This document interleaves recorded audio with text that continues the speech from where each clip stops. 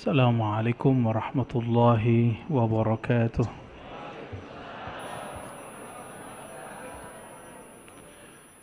الحمد لله الذي بنعمته عبدناه وعرفناه، ونشهد أن لا إله إلا الله، ونشهد أن محمدا عبده ورسوله. اللهم صل وسلم وبارك على سيدنا محمد وعلى آله وأصحابه ولبيته وذريته أجمعين. Amma ba'd.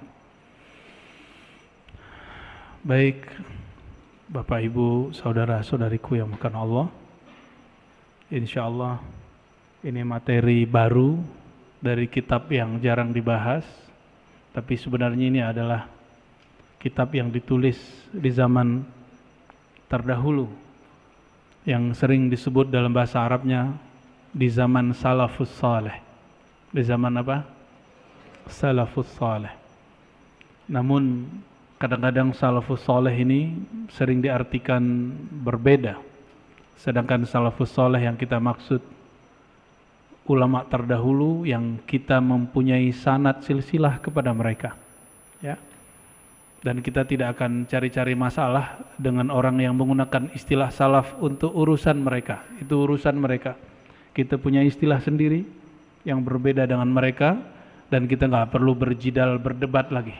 Ya. Jadi apa yang diartikan salaf dalam artian kajian ahlu sunnah yang kita yakini?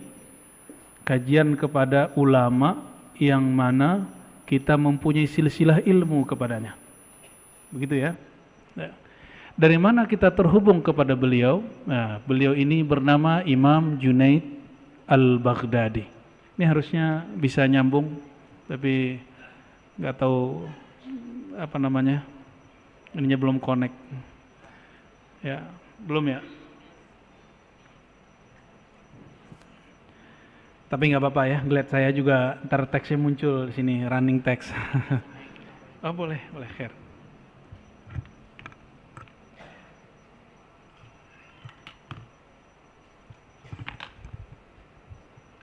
Nah, silakan Ustaz.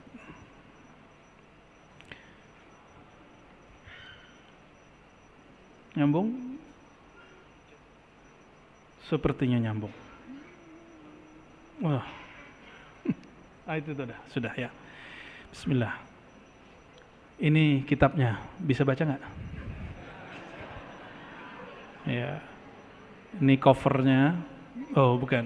Ini cover dalamnya. Fit Tauhid, maksudnya risalah, surat. Orang dulu kalau nulis kitab kecil-kecil, karena kertasnya mahal, seperti di Mauritania, di Senegal. Kebetulan ada kawan kita hendak bertugas ke sana, dan dia mengabarkan kepada saya, di Mauritania seperti beberapa dekade lalu, zaman-zaman ayah saya masuk SD, kertas mahal, jadi orang dulu cari, termasuk pulpen itu mahal.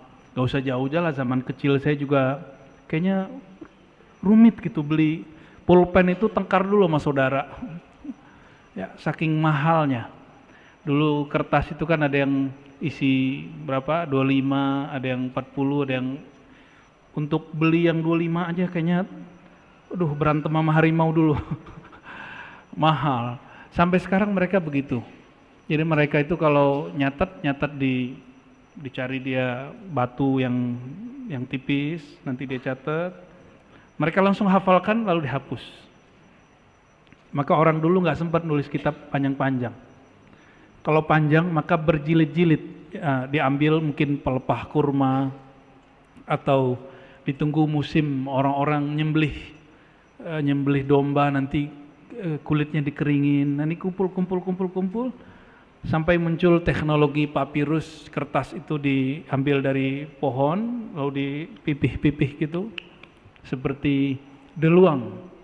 Ya, saya meneliti tentang tulisan yang ditulis di deluang itu lama dan jadi manuskrip. Penelitian ini hasilnya tesis S2 tentang akidah ulama zaman kertas belum dicetak. Insya Allah bulan ini, bulan Agustus ya, bulan depan berarti. Ini tanggal 1 apa tanggal 31? Oh besok. Insya Allah bulan besok itu dicetak. Kenapa saya undur nyetaknya setelah jadi S3?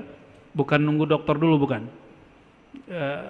Karena waktu saya mau nyetak 2016, saya tamatnya 2010 atau 11 ya. Mau nyetak 2016 ternyata kalimat Nusantara dipolitisasi. Sedangkan judul tesis saya Akidah Ulama Nusantara. Khususnya ulama yang berzikir, yang bertarekat sufi. Apa akidahnya? Akidah itu bahasa kampusnya teologi. Bahasa Inggrisnya theology. Ya. Jadi judul aslinya itu Teologi Ulama Tasawuf Nusantara. Wah, takutnya nanti jadi politisasi. Kita undur sampai orang sama kata Nusantara biasa lagi. Sepertinya mumpung ini pemilunya belum hot, kata Nusantara di politisasi lagi, saya cetaklah ya. Insya Allah bulan depan. Dan hasilnya tidak kami ambil, tapi kami gunakan insya Allah untuk pembangunan pusat zikir namanya Surau Ribat di BS di sana. Ya, insya Allah. Jadi saya membiasakan diri tidak ngambil hasil dari karya-karya, insya Allah. Ya, ini bukan iklan Pak. Kata tauhid ini cuma sekitar 4 atau 5 halaman, tapi nanti coba rasakan kalimatnya berbobot. Ya, kalimatnya berbobot. Mari kita baca surah Al-Fatihah. Semoga Allah membuka hati kita semua, pikiran kita semua, memberkahi guru-guru, orang tua, keluarga, pasangan, anak-anak yang jomblo, segera Allah pertemukan dengan kekasih hatinya. Yang belum faham, semoga Allah berikan kefahaman. Yang hatinya keras, semoga dilembutkan. Yang sudah lembut, semoga Allah istiqomahkan. Al-Fatihah. Bismillahirrahmanirrahim. Siratal ladzina an'amta 'alaihim waladdallin. Amin. Bismillahirrahmanirrahim. Bisanadina, dengan sanad kita yang bersambung kepada Imam Al-Junaid Al-Baghdadi, qala fit tauhid. Nah, sebelumnya apakah yang dimaksud kata tauhid menurut Imam Junaid? Oh maaf. Siapakah Imam Junaid? Itu dulu ya. Sedikit tentang Imam Junaid. Al-Junaid itu secara harfiah berarti tentara kecil. Tapi orang ini besar. Imam Junaid ini lahir sekitar 220-an Hijriah. Tahun berapa? Sekitar 220-an Hijriah. 220-an. Nah ini hannya itu nggak ketahuan karena dulu belum ada Dukcapil. Jadi nggak bisa ngecek Pak, nggak bisa ngecek online, nggak bisa. Wafatnya sekitar 297. Berapa umurnya? 77. Oke.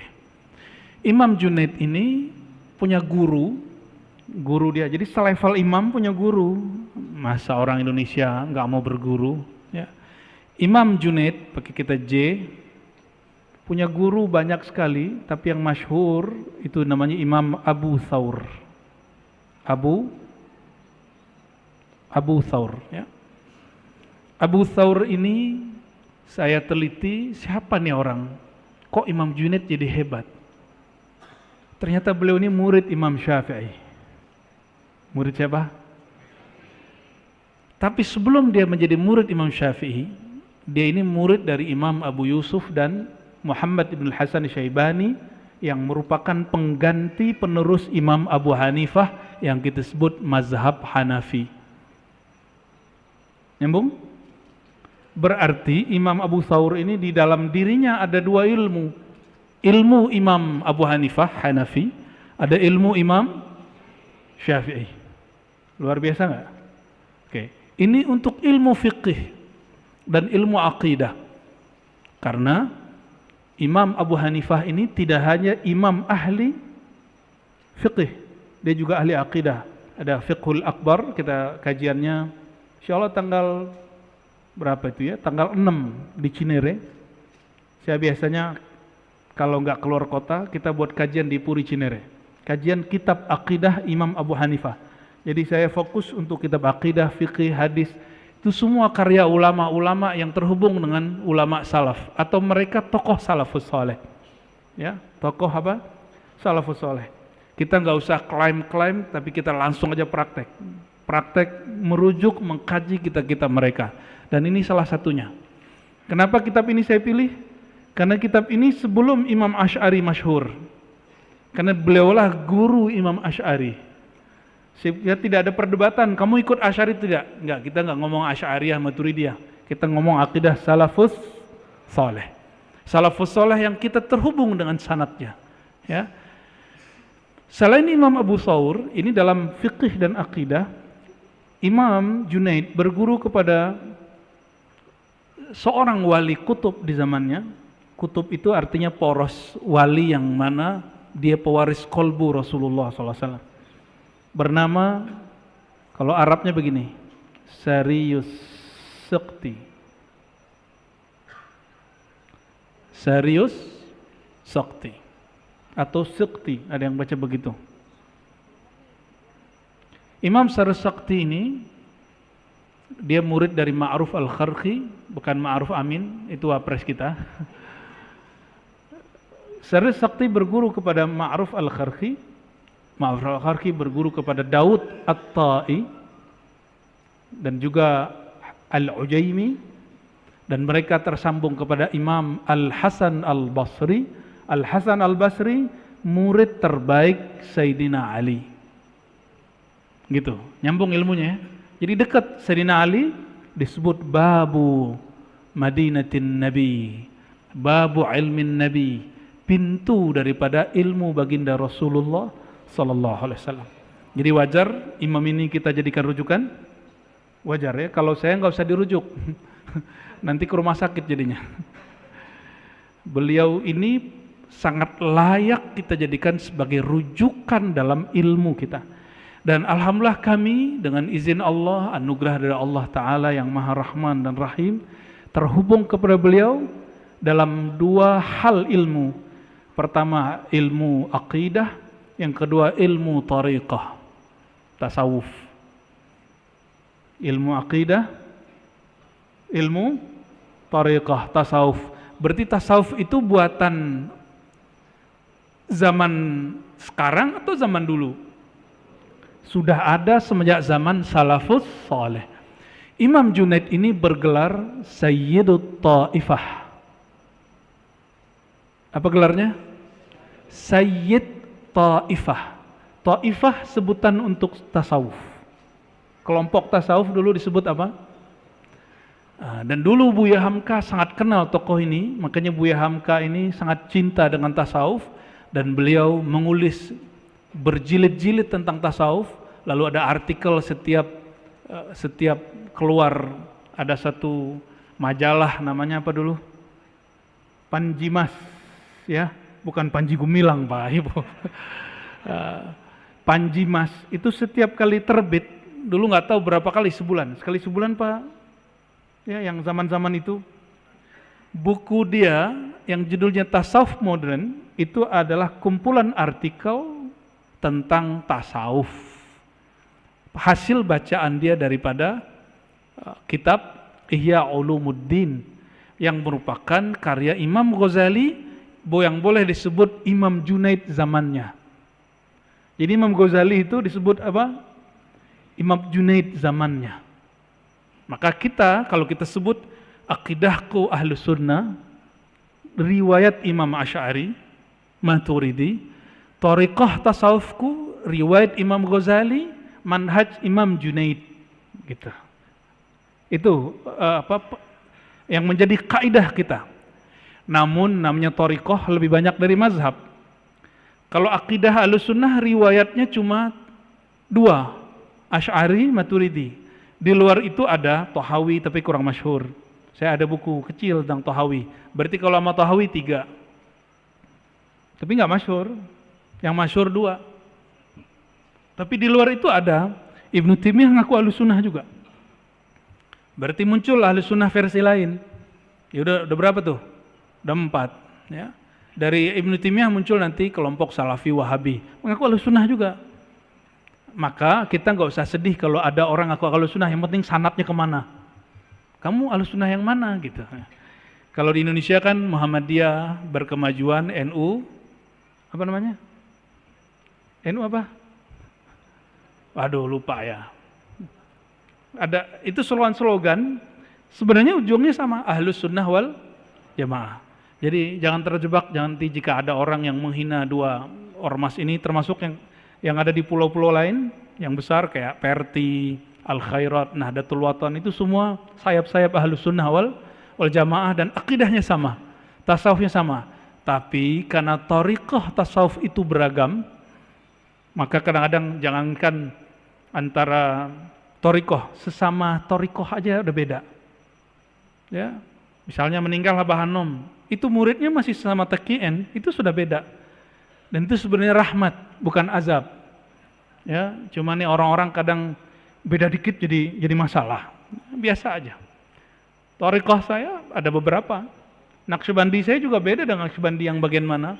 Syazili saya juga beda dengan Syazili yang mana. Tapi sanadnya ketemu, prinsipnya sama. Dalam ilmu akidah juga ibarat-ibarat itu beragam. Nah, insya Allah ke depan kita akan mencoba mengupas akidah Imam Salafus Saleh bila niza'. Akidah Imam Salafus Saleh yang disepakati kesalafiannya tanpa perdebatan. Al-Imam Junaid al-Baghdadi. Kenapa disebut Baghdadi? Karena dia besar, bahkan lahir di sana, tapi dia pernah lama di suatu negeri yang sekarang menjadi irama bagus dalam bacaan Quran, yaitu kota Nahawan. Pernah dengar? Nahawan, orang Nahawan itu kalau baca Quran itu indah sekali, suaranya merdu ya. 2 hari lalu saya belajar kepada kakak sepupu saya, itu irama Nahawan, indahnya bukan main. Nah, beliau ini dibentuk dari tradisi orang yang kalau baca Qurannya indah, penanda kalau kolbunya lembut, penanda orangnya romantis, cuma tajam gitu. Imam Junaid ini tajam kalau ngomong. Nah, ini risalah kitab yang beliau tulis, hadiah untuk kita semua. Inilah salah satu penghubung antara kita dan imam-imam salafus soleh. Maka jika ada akidah kita yang kurang tepat, kita sesuaikan dengan mereka. Bukan akidah mereka harus sesuaikan sama kita. Oke? Bismillahirrahmanirrahim. Fit tauhid. Apa itu tauhid? Kata tauhid berarti dari kata wahada yuwahidu. Berarti dari kata tauhid, satu, atau ahada yuah. Tapi nggak ada orang baca yuahidu, tetap bacanya yuwahidu tauhidan. Kalimat itu dalam bahasa Arab disebut tasrif atau derivasi, wahada atau ahada yuahidu tauhidan. Tauhid berarti cara untuk memahami keesaan ketunggalan Allah Subhanahu wa ta'ala. Maka satunya Allah lain dengan satunya kita. Kita sebut nih satu, tapi kalau satu kita ada duanya, ada zeronya, ada nolnya. Kalau satu dalam pemahaman kita menyebut nama Allah, inilah yang akan dibahas oleh beliau. Nah, ilmu tauhid itu sebutan untuk beberapa istilah. Ada istilah yang disebut kalau di kampus teologi. Pernah dengar? Istilah teologi ini aslinya berkembang di barat. Theos dari bahasa Yunani, theos berarti Tuhan. Karena bahasa itu berinteraksi, maka saling serap menyerap. Masuk ke bahasa Arab ditulisnya begini. Theologi. Begitu tulisannya. Pakai tha. Theologi. Artinya apa? Logi berarti ilmu, theo Tuhan, ilmu tentang ketuhanan. Yang suka nonton film Turki atau belajar bahasa Turki, dalam bahasa Turki diistilahkan dengan ilahiyat. Begini, ilahiyat atau ilahiyat kalau bahasa Arabnya, ilmu tentang ketuhanan. Kalau di pesantren kita sebutnya kitab akidah atau kitab ilmu kalam. Apa istilahnya? Istilah kalam berubah-ubah masa per masa. Silakan lihat kajian-kajian akidah saya sebelum tahun 2020. Videonya mungkin sudah sangat lama. Lihat bagian kajian-kajian tentang akidah Tahawi. Nanti saya jelasin tentang apa itu kalam, perbedaan istilah kalam abad kedua dengan abad ketiga. Sederhananya, kalam di abad kedua negatif, itu identik dengan aliran Mu'tazilah yang dianggap berbeda dan menyimpang dari Ahlus Sunnah. Sedangkan tauhid, nah ini problem. Tauhid ini istilah bukan istilah Ahlus Sunnah dan Wahabi. Dulu dipakai oleh Mu'tazilah juga. Mereka menyebut dirinya Ahlut Tauhid wal Adl. Mereka menyebutnya apa kelompok Mu'tazilah? Kelompok yang mengaku paling rasional tapi ternyata menyiksa banyak ulama Ahlus Sunnah karena berbeda faham dengan mereka. Ya. Jadi istilah-istilah begini semuanya berdasarkan sejarah. Jadi kita tidak nolak istilah ilahiyat, kita terima istilah tauhid, kita terima istilah teologi, kita terima istilah kalam. Tapi teologi lebih identik dengan agama sebelah, makanya ada sekolah teologi nggak jauh dari sini. Ada yang tahu? Bolehkah kita kuliah teologi? Boleh. Yang penting akidah kalamnya kuat dulu. Ya, lucunya orang-orang kita berangkat ke Al-Azhar tapi mazhab Syafi'inya belum benar. Ya, itu terjadi pada jurusan-jurusan keagamaan yang dulu dibuat oleh Kementerian Agama, MAK atau MAPK, karena tidak mengajarkan satu mazhab yang jelas. Akhirnya teman-teman yang jurusan ini ketika nyampe di sana itu sempat goyang. Itu tanya mereka, ya. Itu mereka sendiri yang ngomong kepada saya, ya. Saya sampai ketemu dengan Syekh Taufik Al-Buti, baru tahu perbedaan antara Syafi'i dan Maliki. Padahal ngaji kitab sudah lama. Ternyata ngaji manhaji, bermanhaj, itu beda dengan ngaji serampangan. Maka model itu yang tadinya kami ngajinya khusus diuji dulu, selesai ngaji, ujian lagi. Kalau nggak lolos nggak boleh lagi ikut tahun besok. Model itu saya bawa ke sini. Dan Bapak Ibu nggak perlu ujian, cukup nikmati. Ya, saya berpikir ya Allah, sayang kalau kenikmatan ini cuma saya yang menikmati. Kelezatan ilmu salafus soleh ini cuma beberapa orang yang bisa bahasa Arab yang menikmati. Maka saya berdoa, ya Allah izinkan hamba-Mu ini membuka ilmu ini dengan bahasa yang bisa dipahami oleh siapapun yang tidak pernah nyantri. Ya, semoga Allah kabulkan. Amin rabbal alamin. Coba tes dulu. Dari tadi saya paham nggak ngomong apa? Saya ngomong apa nih, paham nggak? Paham ya. Jadi tauhid itu disebut apa aja? Kalam, teologi, apa lagi? Nyontek ya. Oh udah nggak ada. Ini hilang ya? Ya, mohon operator dimunculkan lagi. Oke. Kita masuk ke kalimat beliau yang pertama. Bisa nadina dengan sanad kita yang bersambung dengan beliau, qala i'lam, ya, ketahuilah. Di sini a'lam, ya. Yang tepat i'lam. Ketahuilah. Perhatikan, ini penting sekali. Inna awwala. Oke, saya zoom dulu ya. Sepertinya ini kecil.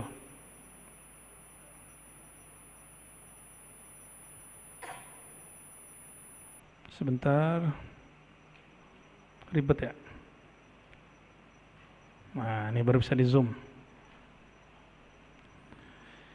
I'lam, kecil lagi dia.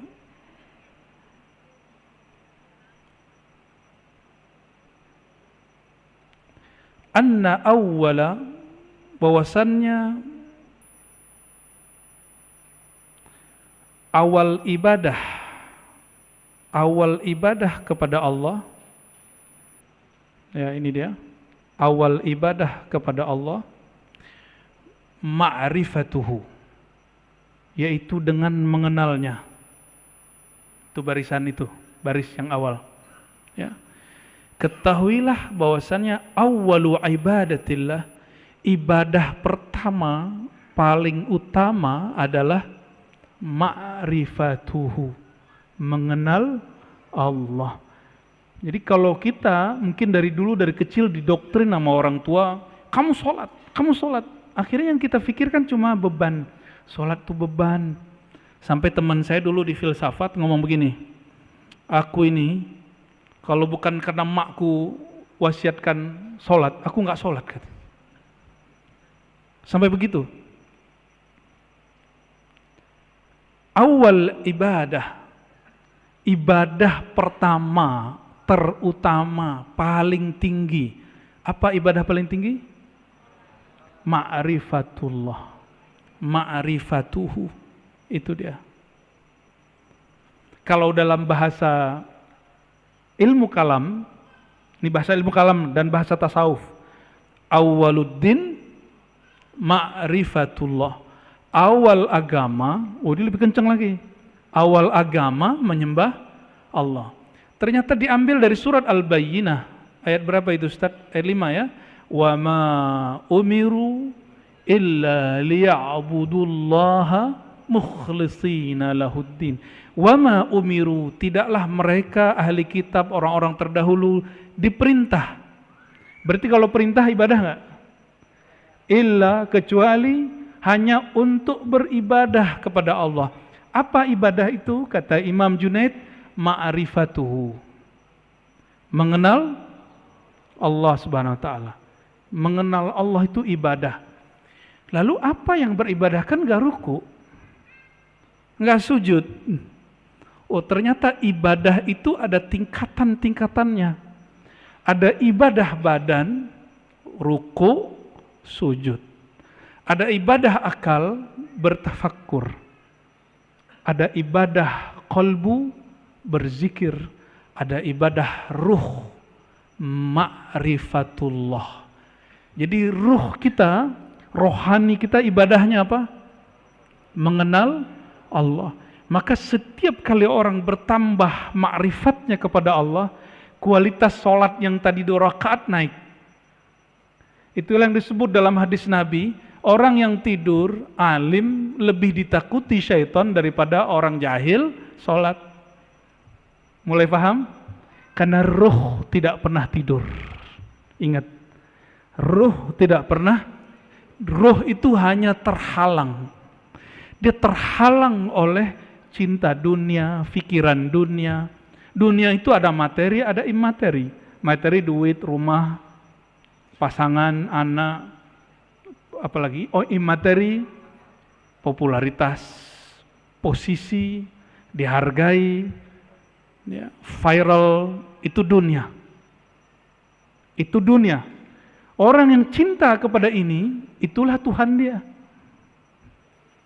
Itulah Tuhan dia. Maka tiap hari cek siapa yang nonton saya, siapa yang like, ya, siapa yang share. Untung udah gak punya Facebook. Udah gak punya Facebook. Tapi kalau emang sudah kebutuhan punya begitu, antum ganti perspektifnya. Niatkan untuk menebar kebaikan. Boleh, bisa juga boleh, nggak apa-apa kok. Ya. Jadi apa awal ibadah? Saya ulangi, ibadah badan, ruku dan sujud, bentuknya sholat. Ibadah akal, tafakkur. Ibadah qalbu, zikir. Ibadah ruh, ma'rifatullah, mengenal. Kullama zadat ma'rifatul abdi bihi zadat qimatu ibadatihi. Setiap bertambah ma'rifat seseorang kepada Allah, bertambah tinggilah nilai daripada ibadah dia. Sedekah dia lebih bernilai, ngajarnya lebih tulus. Beda loh Pak, ngajar bayangin honor dengan enggak. Serius. Ngajar kalau bayangin honor itu keganggu. Ngajar bayangin berapa orang yang datang ya. Itu langsung terganggu. Tapi kalau sudah dianggap karena mengajar ilmu ma'rifatullah juga bagian dari ma'rifatullah, maka saya niatkan ini sebagai ibadah rohani saya sendiri. Ya, rohani kita bersama. Ya. Wa aslu. Nah, sekarang masuk ke intinya. Ini yang ditunggu-tunggu kan dari tadi. Wa aslu ma'rifatillah. Aslu bahasa Indonesia asal. Asal muasal daripada ma'rifatullah, mengenal Allah, adalah tauhiduhu, mengesakannya. Itulah rahasianya kenapa ayat ini jika dibaca Allah jatuh cinta kepada kita. Qul huwallahu ahad. Katakanlah hai Muhammad, dia Allah itu ahad. Ahad ilmunya disebut tauhid. Ahad ilmunya disebut tauhid. Ilmu tauhid. Ya. Jadi wajar seorang sahabat yang baca ayat ini setiap rakaat. Apa kata Rasulullah SAW? Coba tanya dia, kenapa dia suka? Lalu ditanya kepada orang itu, dia jawab, aku suka ayat ini karena di dalamnya ada nama dan sifat Allah. Lalu Nabi menjawab lagi, sampaikan kepada dia, Allah jatuh cinta kepadanya karena dia cinta kepada sifat Allah. Karena sifat Allah ada pada zat Allah Subhanahu wa ta'ala. Ini bukan alasan hafalan gak nambah-nambah. Ya udahlah kalau gitu aku kuliah sama kulhu aja deh gitu ya. Nah, itu lain cerita ya. Ilmu mengesakan ini, itulah yang kemudian beragam caranya. Ada yang hanya mengesakan Allah dengan fikirannya.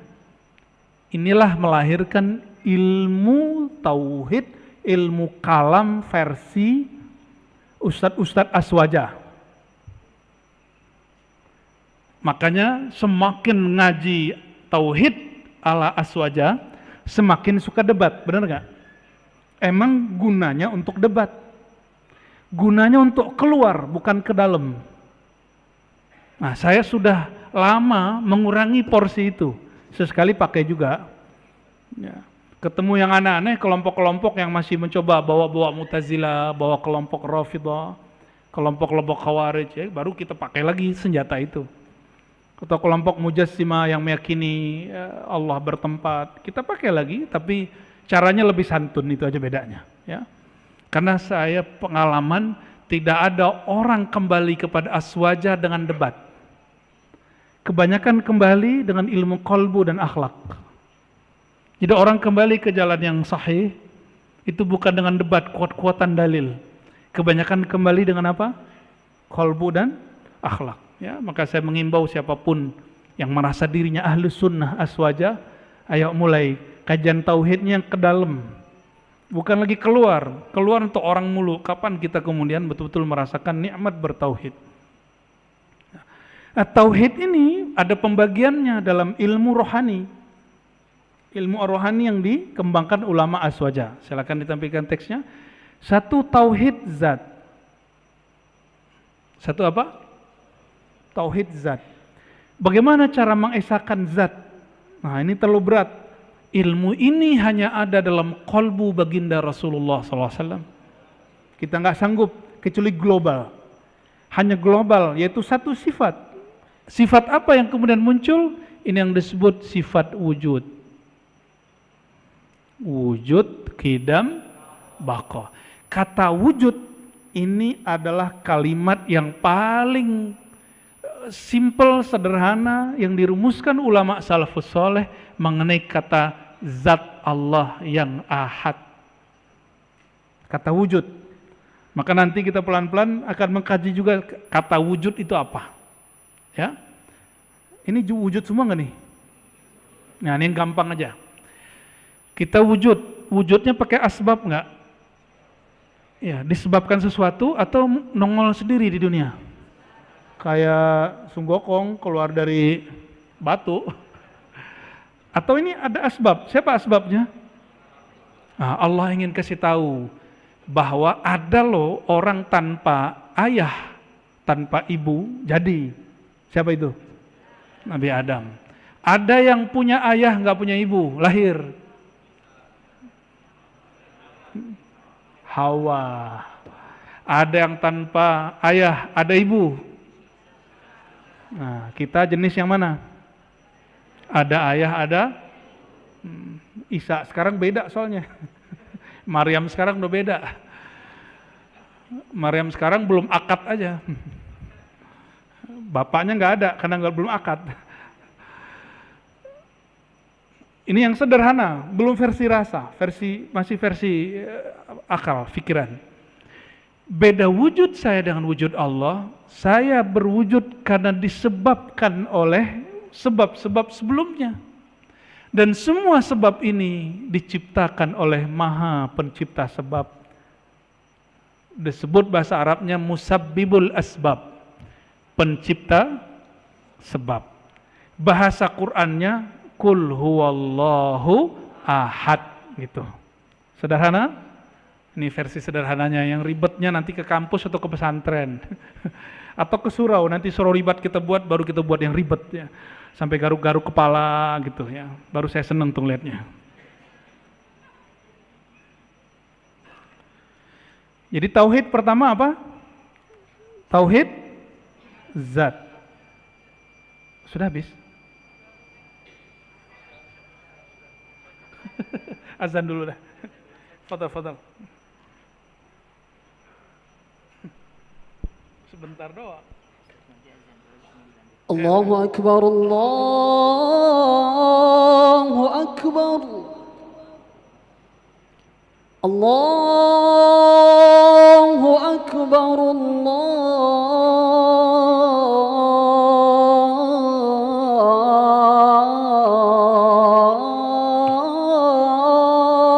Akbar. أشهد أن لا إله إلا الله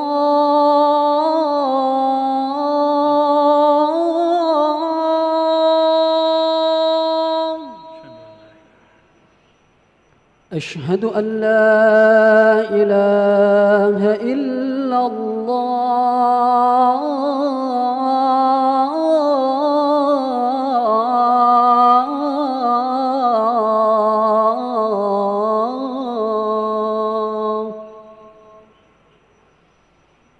أشهد أن محمدًا رسول الله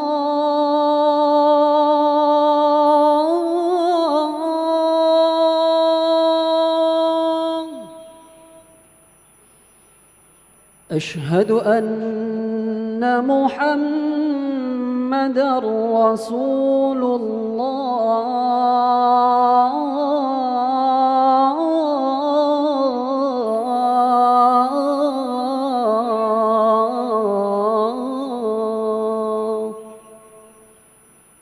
حي على الصلاة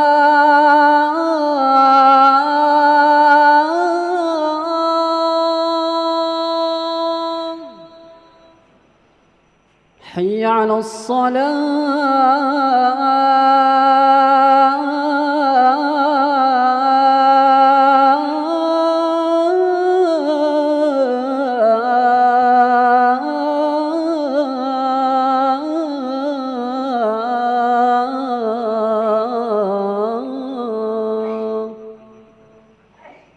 حي على الفلاح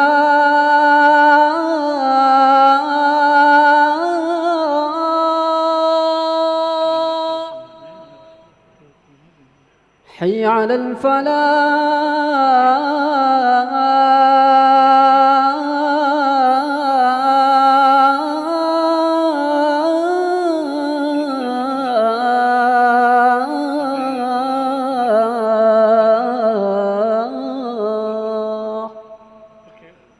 الله أكبر الله أكبر لا إله إلا الله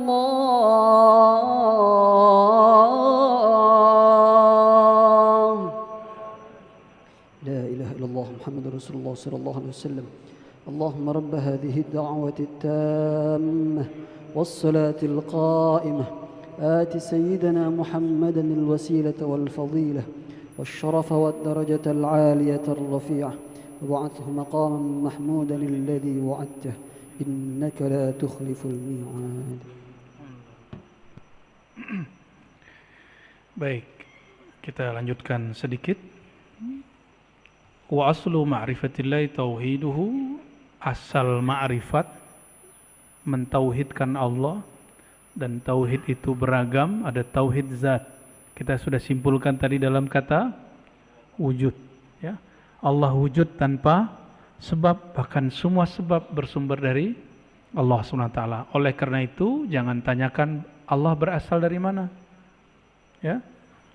Sebenarnya ini masih banyak tentang tauhid zat, ini ringkas aja supaya nanti jelas kurikulum kita kemana. Ada yang kedua, tauhid sifat.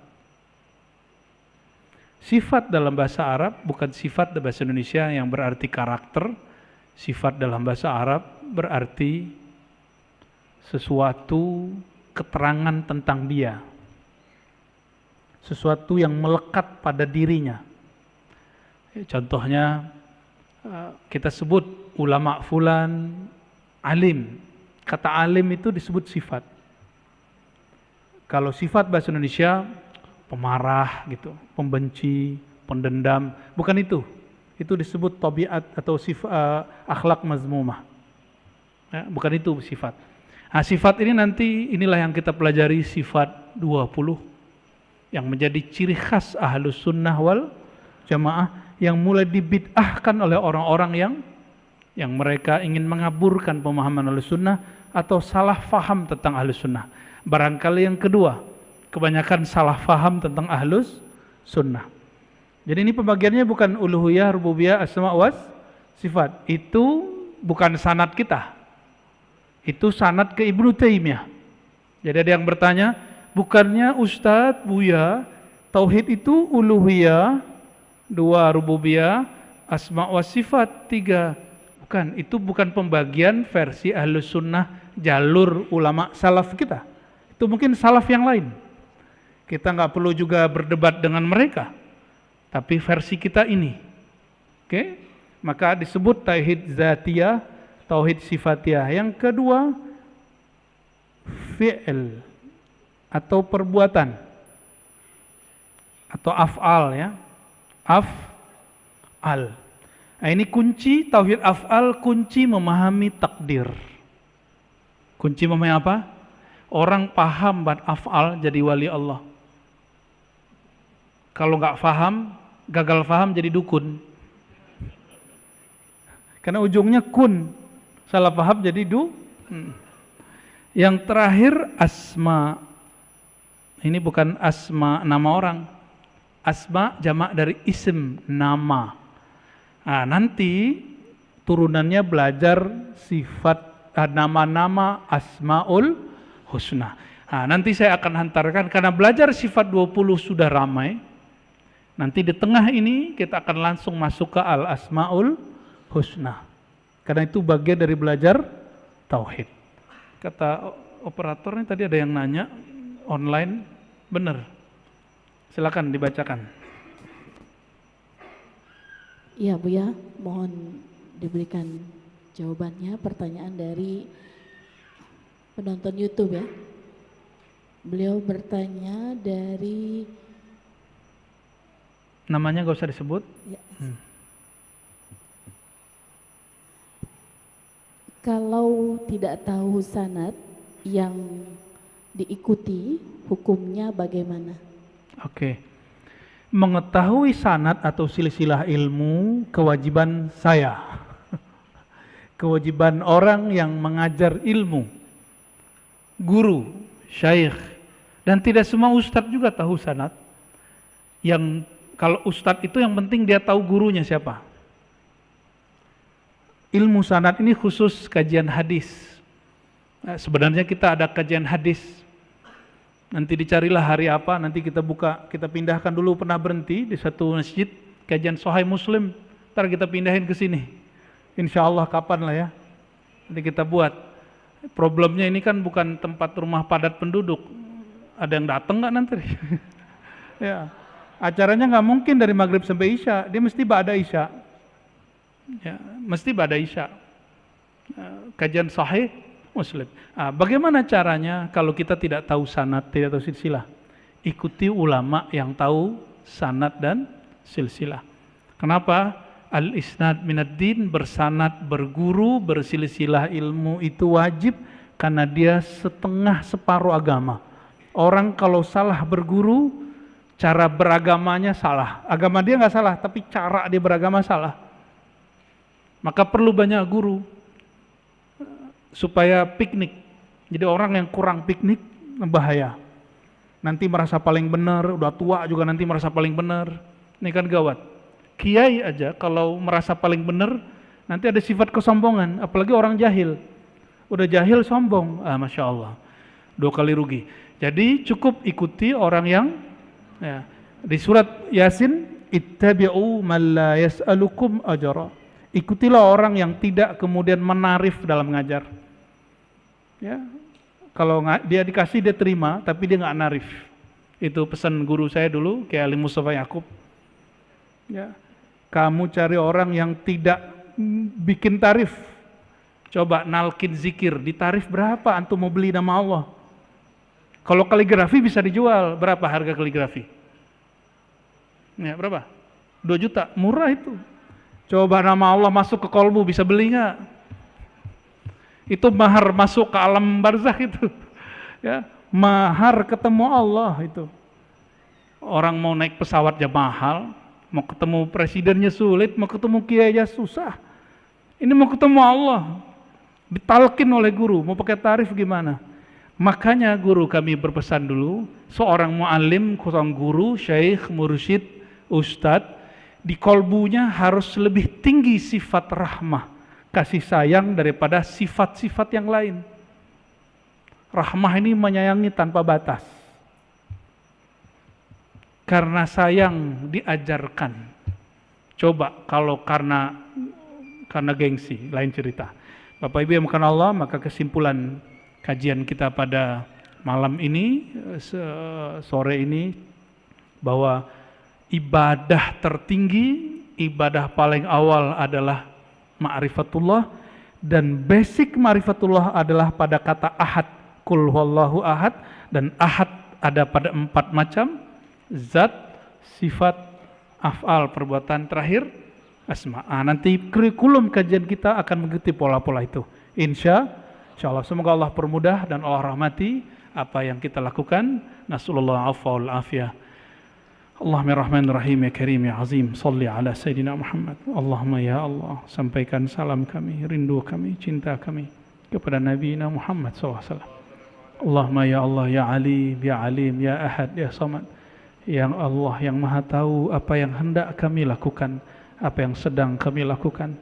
Kami ya Allah sedang ingin belajar tentang Engkau, sedang ingin mencapai ibadah tertinggi yaitu mengenal Engkau. Fayassirna wa waffiqna ya Rabbana, maka mudahkanlah kami mengenal Engkau, mudahkanlah urusan kami dalam mengenal Engkau, mudahkanlah urusan guru-guru kami yang mengajarkan ma'rifatullah, mudahkan urusan semua orang yang hadir yang belajar ma'rifatullah. Allahumma waffiqna li ta'atika. Ya Allah, berhidayahlah kami untuk selalu istiqamah, untuk mentauhidkan Allah, untuk mema'rifatkan Engkau. Ya Allah, tubuh ini selalu bermaksiat, kalbu ini pasti sering lupa, tapi izinkan ya Allah agar rohani kami kembali mengenal Engkau, kembali kepada ya Tuhan nafsul mutmainnah, jiwa yang tenang karena mengenal Engkau. Rabbana atina fid dunya hasanah wa fil akhirati hasanah wa qina adzabannar. Walhamdulillahi rabbil alamin. Subhanakallahumma wa bihamdika asyhadu an la ilaha illa anta astaghfiruka wa atubu ilaik. Assalamualaikum warahmatullahi wabarakatuh.